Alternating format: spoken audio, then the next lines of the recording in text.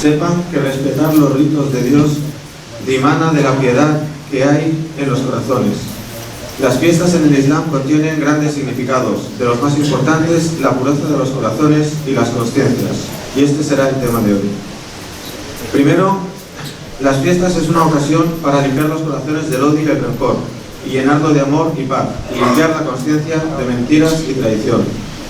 Los corazones enferman, igual que enferman los cuerpos. Dijo Allah: sus corazones tienen una enfermedad, y por su actitud Dios agrava aún más su enfermedad. Y de las enfermedades más graves del corazón son el odio y el rencor. Son enfermedades del demonio. Dijo Allah: إنما يريد الشيطان أن يوقع بينكم العداوة والبغضاء. El demonio pretende con esas cosas sembrar entre la gente la discordia y el odio. Y es una enfermedad destructora. Por lo que dijo el profeta sallallahu alaihi wasallam, la envidia y el odio son las cortadoras. No cortadoras del pelo, sino cortadoras de la religión. Pues el odio de Caín, Babil, le llevó a matar a su hermano. Dijo Allah: فطوعت له نفسه قتل أخيه فقتله فأصبح من الخاسرين. Pero su ego le llevó a matar a su hermano, por lo que se arruinó a sí mismo. Por eso el Islam ha hecho quien tiene un corazón puro como la mejor persona. Le dijo el profeta sallallahu alaihi wasallam, le dijeron: ¿qué persona es la mejor? Él respondió: aquel con el corazón limpio y que no miente. Dijeron: el que no miente lo conocemos, pero el corazón puro. Dijo: el creyente puro, sin pecado, sin errores, sin odio ni envidia. Y ha hecho la limpieza del corazón el camino hacia la salvación. Dijo Allah subhanahu wa ta'ala: يَوْمَ لَا يَنْفَعُ مَالٌ وَلَا بَنُونَ إِلَّا مَنْ أَتَى اللَّهَ بِقَلْبٍ سَلِيمٍ. El día en el que de nada servirán las riquezas ni los hijos, y solo estarán a salvo quien tenga el corazón puro. La señora Hajar, la mujer de Abraham y madre de Ismael, la paz sea con ellos, es quien ha construido en la Meca el amor y la paz. Abraham, la paz sea con él, escuchó la orden de Allah y llevó a vivir a Hajar y Ismael en el lugar de la casa de Allah antes de su construcción. Dijo Allah: ربنا إني أسكنت من ذريتي بواد غير ذي زرع عند بيتك المحرم. Oh Señor nuestro, he establecido parte de mi descendencia en un valle árido, de poca vegetación, junto a tu casa sagrada. La dejó en el desierto, donde no había nada, y consiguió hacer de ese sitio un lugar de vida. Y cada vez que pasaba gente por allí, le pedían permiso para quedarse, y les permitían. Y la primera de esta gente era el pueblo de Yurhum, y de este pueblo se casó el profeta Ismael. La grandeza del corazón de Hajar y su perdón, y la ausencia del egoísmo y el odio, fue la razón para unir los corazones de los árabes en aquel difícil lugar, y permitió con amor y paz construir la Meca y habitarla, para que vuelva Abraham para construir la Kaaba y permitir así la peregrinación de la gente, por lo que dijo Allah: إن أول بيت وضع للناس الذي بمكة مباركا وهدى للعالمين فيه آيات بينات مقام إبراهيم ومن دخله كان آمنا ولله على الناس حج البيت من استطاع إليه سبيلا ومن كفر فإن الله غني عن العالمين. El primer templo erigido para los seres humanos es el de Mecca. En él hay bendición y guía para la humanidad. Allí hay signos evidentes como el sitio de Abraham.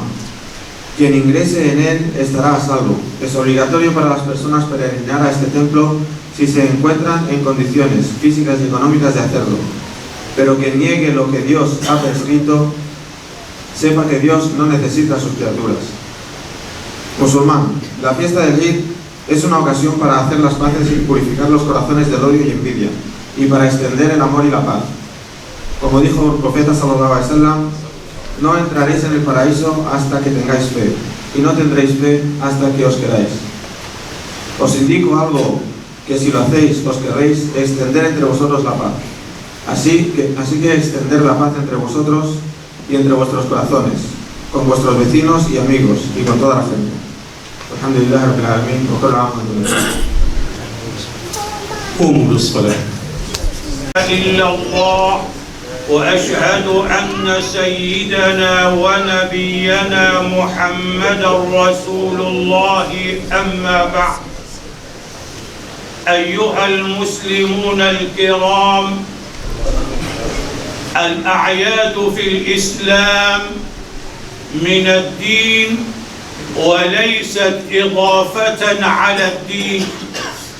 الأعياد في الإسلام شعيرة من شعائره، أي أمر من أوامره. ألم تسمعوا قول الله جل وعلا: ذلك ومن يعظم شعائر الله فإنها من تقوى القلوب. فللأعياد في الإسلام حكم عظيمة ومعان جليلة. من أهم هذه المعاني والحكم أن الأعياد فرصة لسلامة القلوب والضمائر. الأعياد فرصة لتنظيف القلوب من أمراضها، من الأحقاد والأحساد ومن البغضاء ومن الكراهية، وملئها بالمحبة والسلام.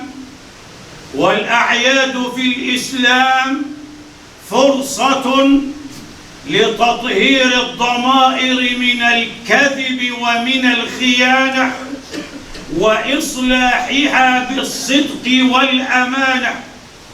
فكما تمرض الأجساد وتفسد، كذلك القلوب تمرض، وكذلك الضمائر تفسد. ألم تسمعوا قول الله جل وعلا: في قلوبهم مرض فزادهم الله مرضا. وأخطر أنواع الأمراض للقلوب والضمائر. فإذا كان السرطان هو أخطر الأمراض للأجساد، فمرض الكراهية والبغضاء هو سرطان القلوب والضمائر، لأنه مرض شيطاني، فيروس ومكروب شيطاني إبليسي. ألم تسمعوا قول الله جل وعلا: إنما يريد الشيطان أن يوقع بينكم العداوة والبغضاء. فهو مرض مدمر فتاك، يدمر الأفراد والأسر، ويدمر المجتمعات والأوطان. ألم تسمعوا قول النبي صلى الله عليه وسلم: الحسد والبغضاء هي الحالقة، أي المدمرة، لا أقول تحلق الشعر، ولكن تحلق الدين. البغضاء، الكراهية تدمر الأفراد وتمزق الأوطان، تدمر المجتمعات وتدمر الأسر. فإن الكراهية حملت قابيل على أن يقتل أخاه هابيل. الكراهية أنسته أنه أخاه، أنه من نفس دمه ومن نفس فصيلته، أنه ابن أبيه وابن أمه، أنسته كل ذلك. الكراهية تعمي القلوب وتعمي الأبصار والضمائر والعيون، فتجعل الأخ يقتل أخاه.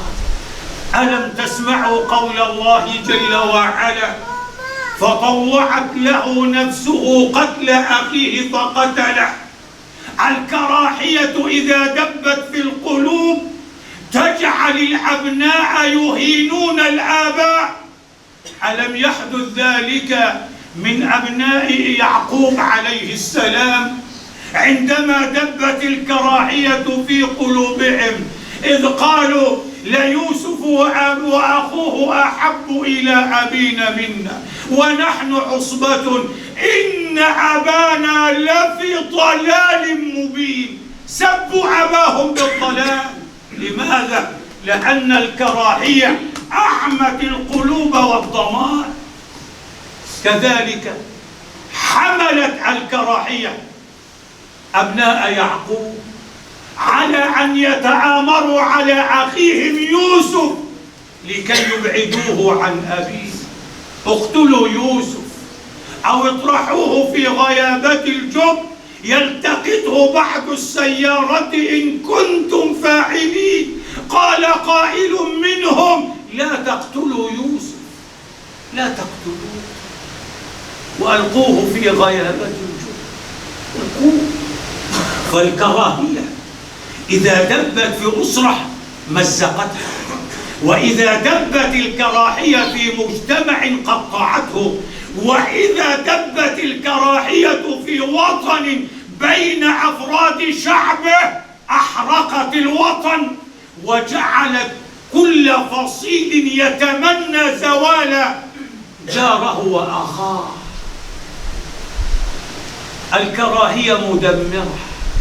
لذلك الإسلام جعل أفضل المسلمين عند الله ليس هو أكثر المصلين ولا أكثر المزكين ولا أكثر الصائمين، وإنما جعل الإسلام أفضل الناس عند الله وفي ميزانه هم أصحاب القلوب الطاهرة النظيفة من الأحقاد والأحساد ومن البغضاء والكراهية ومن الصراع والعراك.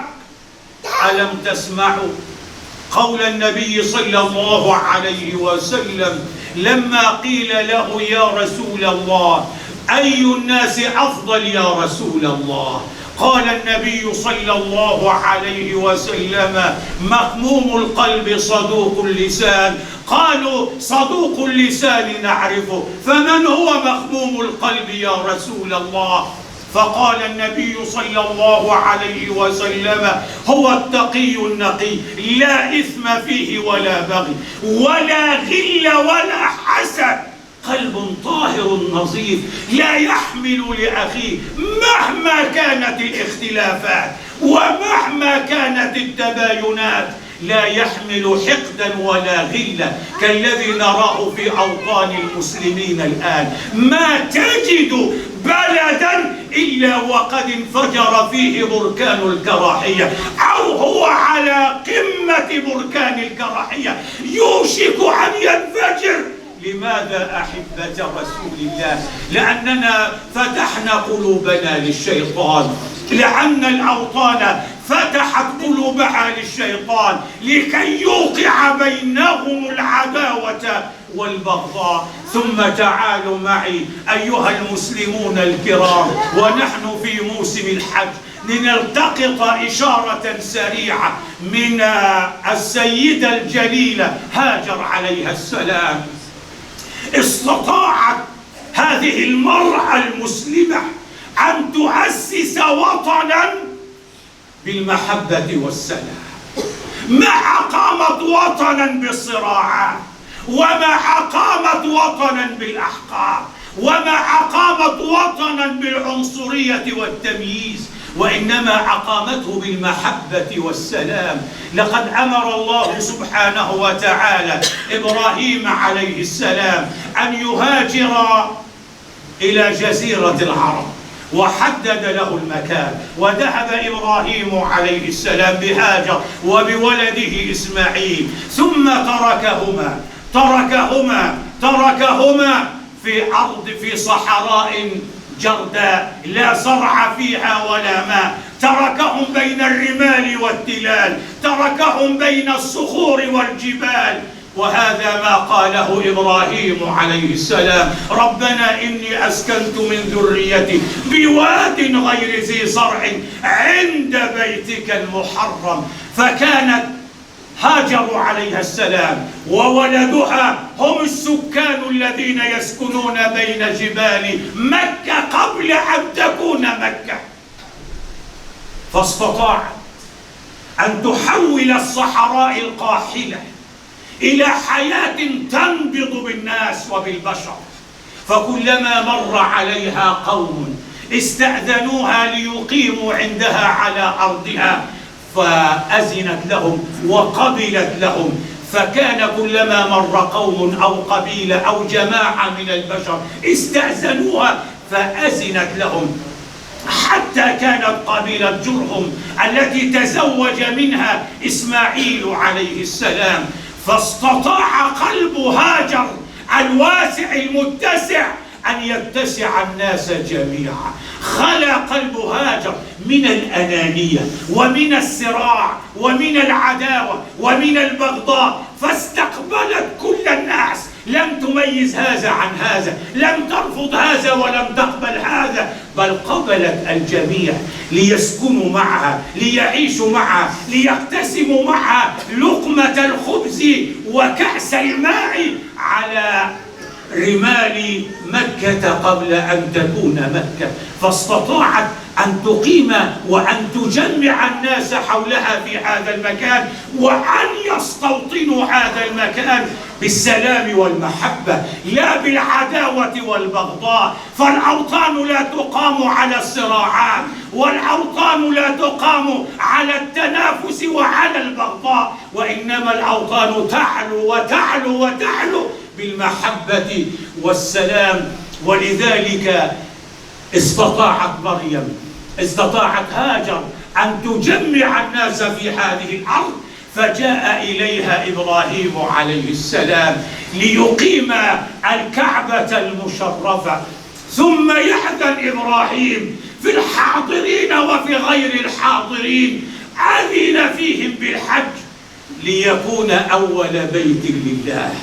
كان السبب فيه هاجر عليها السلام: إن أول بيت وضع للناس للذي بمكة مباركا وهدى للعالمين فيه آيات بينات مقام إبراهيم ومن دخله كان آمنا ولله على الناس حج البيت من استطاع إليه سبيلا ومن كفر فإن الله غني عن العالمين. فالذي أقام مكة والذي أسس مكة والذي استوطن مكة وجعلها قبلة للناس أجمعين هاجر عليها السلام، بنتها بالحب، بنتها بالسلام. هكذا أحبة رسول الله، فبالمحبة والسلام تبنى الأسر ويبنى المجتمعات وتبنى الأوطان، وبغير ذلك لا تكون أسر ولا تكون مجتمعات. أسأل المولى تبارك وتعالى أن تكونوا جميعا ممن يستمعون القول فيتبعون أحسنه. غفر الله لي ولكم، اللهم آمين يا رب العالمين. الحمد لله والصلاة والسلام على رسول الله. أيها المسلم الكريم، اعلم علم اليقين أن الأعياد في الإسلام فرصة لتطهير القلوب من الأحقاد والأحساد ومن الكراهية والبغضاء. الأعياد في الإسلام فرصة لإصلاح الضمائر من خرابها ومن كذبها ومن خيانتها. الأعياد في الإسلام فرصة لنشر السلام، لقول النبي صلى الله عليه وسلم: لا تدخلوا الجنة حتى تؤمنوا ولا تؤمنوا حتى تحابوا. ألا أدلكم على شيء إذا فعلتموه تحاببتم؟ أفشوا السلام بينكم. بالسلام يكون الحب، بالسلام تكون الوحدة، بالسلام لا يكون التفرق أحبة رسول الله. فاملأوا قلوبكم وبيوتكم بالمحبة والسلام، وانشروا السلام إلى أصدقائكم وإلى أصحابكم وإلى جيرانكم وإلى الناس أجمعين. ولا تنسوا أهل هذه البلاد من المحبة ومن السلام، من أن تهادوهم في هذا اليوم الكريم بعدما أحسنوا إلينا وقدموا الخير إلينا وفتحوا ديارهم وفتحوا أوطانهم وجعلونا فيها في أفضل حال عما كنا عليه في أوطاننا. فقدموا لهم الورود والزهور، قدموا لهم الهدايا، قدموا لجيرانكم، لا تنسوا جيرانكم من المحبة والسلام. أسأل المولى تبارك وتعالى لي ولكم أحبة رسول الله أن تكونوا جميعا من الذين يستمعون القول فيتبعون أحسنه. غفر الله لي ولكم، اللهم آمين، وكل عام وأنتم بخير، والسلام عليكم ورحمة الله وبركاته.